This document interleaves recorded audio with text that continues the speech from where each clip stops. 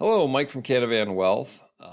Before I became an advisor, I worked for a privately owned corporation here in Idaho, potato manufacturer, and I had a fantastic boss who put me onto a book that I truly think changed my life. And that book had me start reading other books. In the beginning, they were just self-help books. They've now kind of turned into just kind of general knowledge books. And I thought I'd do a series about, these books because I think even though they really have nothing to do with finance, they certainly have a lot to do with being human, which is a lot about this job. So the first book is this book, What Got You Here Won't Get You There. This has been passed around corporate America for quite a while. I don't know if 2007 was the original release date, but um, it is a book about, it's written with the primary audience of people kind of climbing the corporate ladder, but it's very blunt about this can really help anyone. And it's really a book about explaining that if you've seen some measure of success in your career or your personal life or whatever that is, that if you want to see more success, you're going to have to do things differently.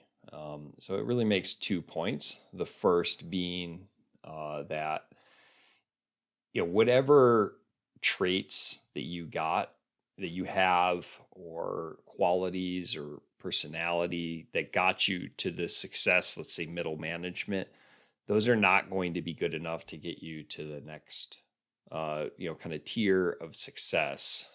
Not because people won't care about them anymore, but because you need different traits and different qualities for different levels of leadership or success. And that is a powerful enough message. But I think the second message is actually more powerful, which is successful people, and everyone, have flaws or traits that people don't like. I certainly had a lot of them when I started reading this book. I still have plenty of them, don't worry. But people who have seen success can often associate those negative traits with part of the reason they're successful, right? I was very impatient at the time. I had no time for people who I, did not perceive as getting it, or be acting slowly.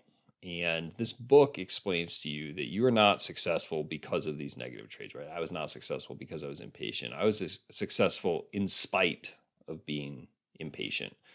And the book very eloquently explained that if you really want to continue moving up in the world, you're going to have to fix those negative traits, those kind of black eyes that you have.